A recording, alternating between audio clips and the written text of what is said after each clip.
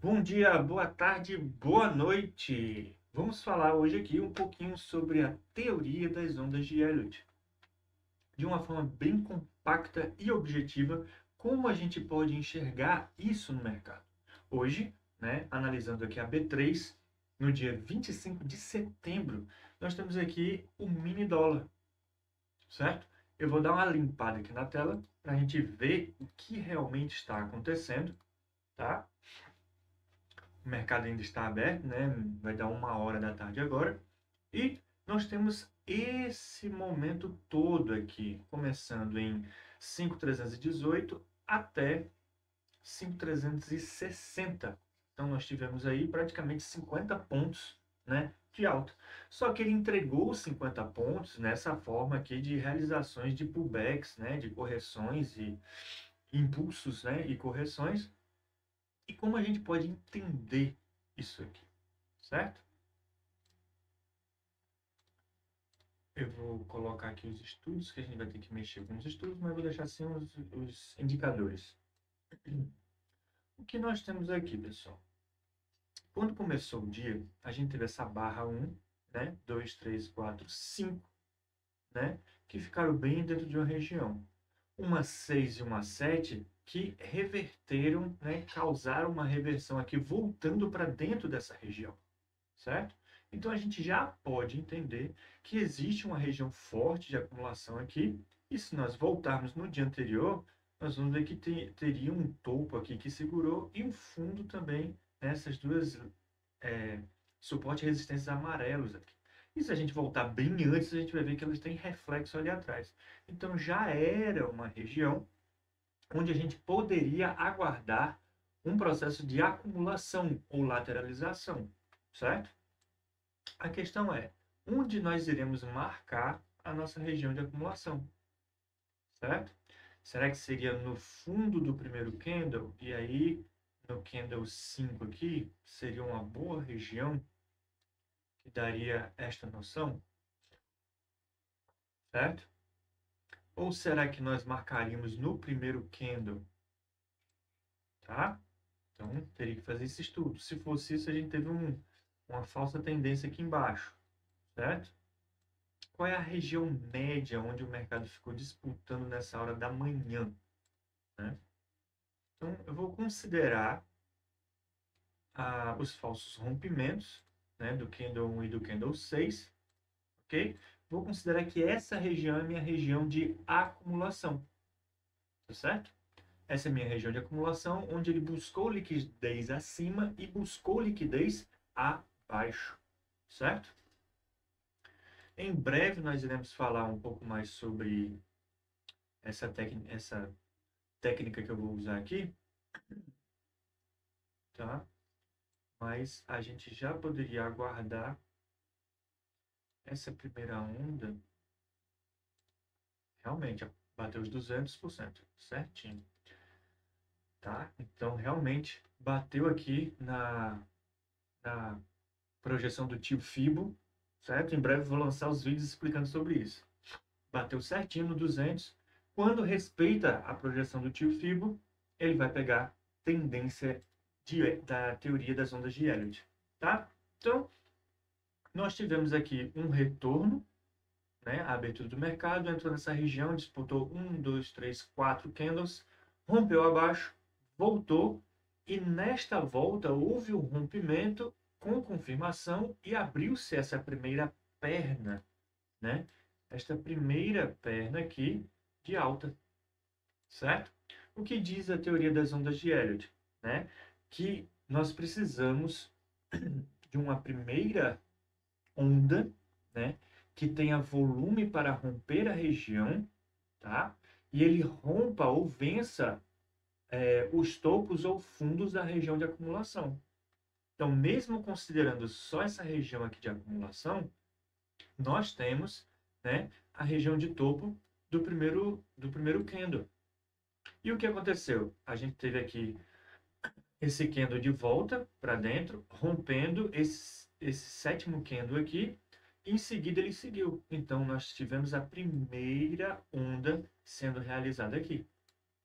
E ela foi agregada com muito volume, Veja aqui, ó, que o volume foi forte para poder romper essa região, certo?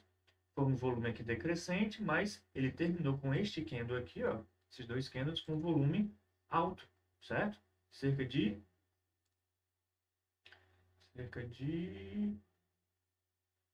4,4. 4,4 trilhões. Milhões, trilhões, certo? Então foi bem forte, então ele terminou bem forte, tá? Beleza. Identificamos uma primeira onda. Ela rompeu a região de acumulação, ela rompeu os topos ou fundos da região de acumulação, ela teve volume para mostrar que há interesse, né, em abrir essa tendência. Tá, e agora? Agora nós iremos ter que ver até onde essa onda vai. Para isso, a gente depois vai estudar, ou depois eu vou fazer alguns vídeos sobre a técnica do tio Fibo, que a gente vai conseguir projetar ou especular até onde essa primeira onda vai. E a gente bota o alvo lá. Eu já fiz aqui no início assim para vocês, né? Bateu o alvo certinho. Tá? Sabendo que ela chegou no ponto e agora eu tenho um movimento contrário que desafiou pelo menos 50% do último candle, o que eu vou fazer? Vou pegar o meu preço Fibonacci, aqui no Profit eles chamam de preço Fibonacci, vocês podem achar também como retração, né? E eu gosto de traçar ele de cima para baixo. Então, o topo da primeira onda até o fundo da primeira onda, eu estou considerando o fundo da primeira onda esse candle verde, que foi responsável por toda a reversão, desde lá de baixo, tá? Dentro da região de 23,6 até 76,4, eu vou marcar a minha região de correção, né, de segunda onda, certo? Então, eu tenho aqui o 0, 23,6, 38,2, 50, 61, 76,4, tá? Então, do 23,6 até o 76,4, eu irei marcar e ficou lá. Então, quando esse candle forte negativo volta e ele respeita essa região aqui de preço, certo? Isso já é um indicativo de que provavelmente a segunda onda está se formando ou está sendo respeitada, né? Então, eu tive a correção, o fundo máximo nesse candle aqui, às 10 horas, e ele começa a retomar. Só que nesse aqui, ele fez uma ciladinha, né? Ele venceu o topo do primeiro, mas ele já voltou na primeira. Mas não caracterizou realmente um pullback. A gente só vai ter a caracterização desse candle lá em cima, certo? Que seria o candle 27, tá? Então, esse candle aqui em cima, o 27, ele que vai caracterizar um pullback. Por quê? Eu tive o desafio acima dos 50% e um candle abaixo, certo? Quando ele não faz isso, ele vai fazer uma lateralização, tá? Mas para ter um pullback bem característico, a gente precisa realmente do último candle da impulsão, né, da onda de impulso. A gente precisa ter 50% de desafio e o próximo candle negativo, tendência de queda.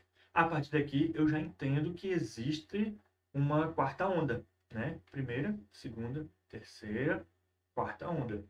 Então, vamos lá marcar novamente até onde essa onda pode ir. Vou botar o 0 lá em cima, vou vir até o fundo da segunda onda, tá? E minha região de marcação vai ser do 23 até o 61. Aqui, certo? Aí eu disse, por que você marcou a segunda onda até o 7,6 e a segunda e a quarta onda até o 61? Porque a segunda onda tem uma característica de poder desafiar, né, o fundo da primeira. Então, a segunda onda, ela pode realmente chegar a 50%, 60%, 70%, 7,5%, né, por cento da primeira onda. É uma característica da teoria, certo? Então, a marcação mais funda do 76,4 na segunda onda é por causa disso, porque ele realmente pode recuar ao ponto de desafiar o fundo da primeira. Então, nós teremos aqui uma primeira com volume rompimento de região de acumulação e dos topos, chegando numa região né, de realização de lucro aqui dos traders, inclusive foi numa região aqui marcada já, ó, vermelhinha. Ele volta, ele respeita a região de 23 a 7,6, certo? E rompe essa região com força, tá? E fazendo uma terceira onda com volume. Veja que todos os candles, todas as barras de volume da terceira onda foram com volume. E isso é uma característica importante da terceira onda. A gente precisa de um volume constante e forte, com candles fortes, para que seja caracterizado uma terceira onda. E foi o que aconteceu aqui, certo? O momento onde ele recua, a gente vai ver que ele tem volume baixo. Olha lá, nós temos um volume decrescendo. Olha lá, volume decrescendo, decrescendo, decrescendo, tudo fraco, certo? Até que ele rompe para uma quinta onda. E aí sim, o volume vai acima da média ali dos 2 bilhões. Certo? Marcada a quarta onda, ele respeita. Vem uma característica muito particular, em específico no mercado brasileiro. A quarta onda tende a ser a onda onde o mercado brasileiro se desvia. Ele perde essa quarta onda, faz uma lateralização, faz um processo de reversão, desafia o fundo da segunda. Embora possa a quarta onda desafiar 50% da terceira onda, ela não pode tocar no fundo da segunda, senão a gente tem um processo de reversão, certo? Então é uma característica própria da quarta onda. No mercado brasileiro, normalmente a gente tende a perder a tendência na quarta onda. Mas temos a primeira onda com volume, rompendo acumulação e topos. Temos a segunda onda respeitando o fundo da primeira onda. Temos uma terceira onda longa, com candles grandes e com volume. E temos uma quarta onda que, nesse caso, não desafiou o fundo da segunda e foi uma onda simples. Como assim, Wilson, uma onda simples? Veja que, para realizar a segunda onda, nós tivemos aqui um misto de candles, né? Que eu gosto de chamar de faixa de pedestre, né? Vermelho, verde, vermelho, verde, vermelho, verde. Isso demonstra a complexidade de uma onda. Se ele tivesse vindo 3 candles vermelhos e depois pegado direto a terceira onda toda positiva, nós diríamos que essa segunda onda foi simples. Nesse caso aqui, ela foi uma onda complexa. Então, quando nós temos uma segunda onda complexa, nós provavelmente teremos uma quarta onda simples. E com exceçãozinha aqui do dojizinho que aconteceu aqui no meio, né, por causa da resistência que passava aqui no meio, ele veio 4 candles de queda e depois rompeu forte, indo embora. Então, realmente, nós tivemos uma quarta onda simples para uma segunda complexa. Com isso, nós terminamos a formação da teoria das ondas de Elliott. Agora, como eu poderia enxergar até onde eu poderia segurar esse trem? A primeira onda, a gente só vai saber disso na técnica do tio Fibo. Mas a partir da segunda, eu posso projetar. Então, com a projeção Fibonacci, no Profit, eu vou pegar o fundo da primeira onda, o topo da primeira onda e o fundo da segunda onda. Então, tá lá. O meu alvo foi em 100%. Essa região aqui. Exatamente nesta região. Está lá o meu 100%. Então, enxergando a correção, se eu entrei no rompimento da acumulação, peguei ali um ponto tímido, porque eu não sabia onde é que ia, mas vi que houve correção, respeito e começou a haver rompimento, até onde eu poderia segurar? Até os 100% da projeção de fibra.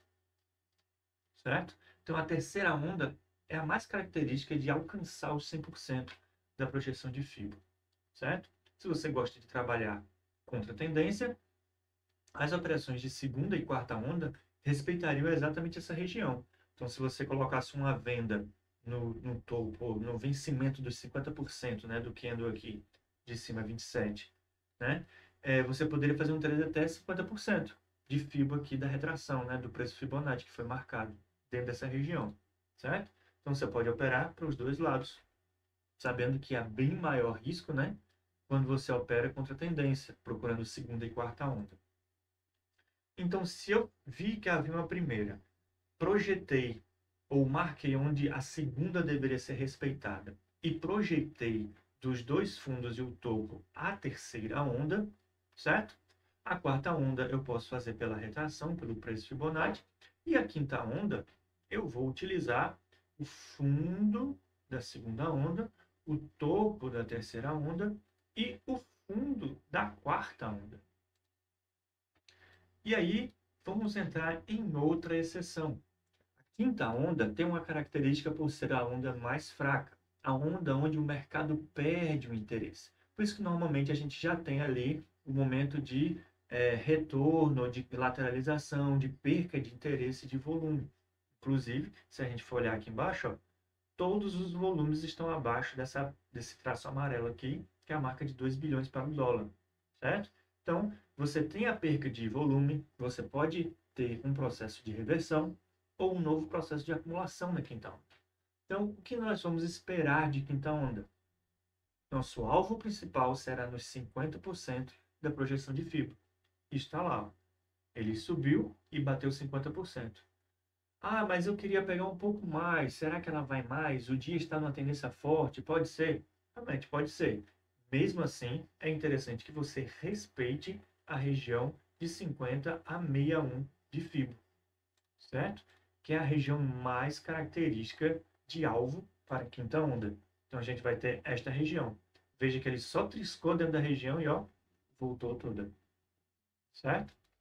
Então, muito cuidado com a quinta onda. Se você realmente não conseguiu operar nos bons horários, né, de terceira onda principalmente, vai com calma na quinta onda, coloca um alvo mais curto para você não ter que sofrer qualquer susto ou ficar passando calor aí, certo? E assim, nós poderíamos marcar aqui as tendências, realizar a marcação de como a gente enxerga graficamente isso aqui, né? A gente teve o primeiro candle lá embaixo, o candle 7, tá? A gente veio até ali, voltou dentro da área de preço de FIBO, foi até a terceira onda, voltou fazendo a quarta onda na região de 50% e fez a nossa quinta onda. E dessa forma, nós tivemos um dia aí de tendência de alta bem característica com as ondas da teoria de Elliott, certo? Ainda podemos esperar aqui as ondas corretivas, né, de fechamento, né, que seriam as ondas A, B e C, certo? Que ficariam aqui. Dessa maneira, o senhor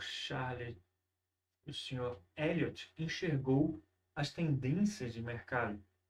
E vale salientar que dentro da teoria das ondas de Elliott, você leva em consideração a teoria dos fractais. Ou seja, dentro de cada onda dessa, provavelmente nós teríamos 1, 2, 3, 4, 5. Ou teríamos 1, 2, 3, 1, 2, 3, 4. Certo? Então, se eu diminuísse o tempo gráfico aqui, provavelmente dentro desta primeira perna, eu encontraria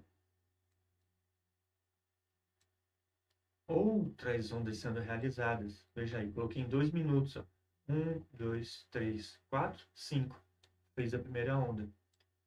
Fui para a terceira onda. Ó, tive o processo de acumulação. 1, 2, 3, 4, 5. Uma acumulação e 5 ondas de Elliott. Vamos para a quinta onda. 1, 2, 3, 4, 5. E aí teve umas 6 aqui. Ou então a gente pode enxergar isso aqui como uma só, né? Certo? Então, conforme a gente aumenta ou diminui nosso tempo gráfico, nós também vamos confirmar a teoria dos fractais, que foi o que Elliott, né, pensou em relação às ondas de impulsão e de correção. Certo? É verdade que nem todos os dias nós vamos poder enxergar as ondas de Elliott, mas é importante ou interessante que a gente tenha isso em mente, que um dia a gente use essa ferramenta enxergando correções. Então, fica de olho, não perca os próximos vídeos, dá a curtida e segue o nosso perfil.